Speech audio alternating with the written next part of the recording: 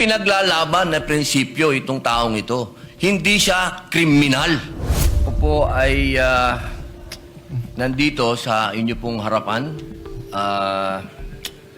Ginoong Pangulo, ako po'y gusto ko lamang pong linawin ang ilang mga bagay patungkol po sa napakarami pong lumalabas ngayon. Iba't ibang komento, iba't ibang opinyon na parang ang dating sa taong bayan ay magulo tayo dito.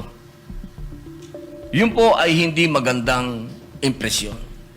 Sapagkat yung pong nangyari na ang ating mahal na kasama, Senator De La Rosa, noong siya po ay lumabas dito sa atin, malinaw na po na merong warrant of arrest galing sa ICC.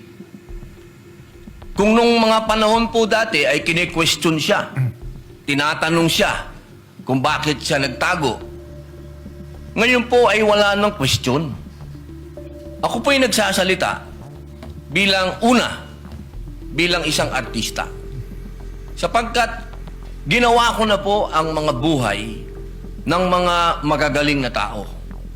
Katulad po, nung ginawa ko ang buhay ni Senator Lacson, yung 10,000 hours, pati po yung kanyang pagtatago, yun po ay sa kadahilan ng may prinsipyo siyang pinaglalaban.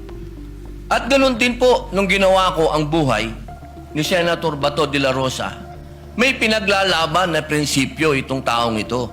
Hindi siya kriminal.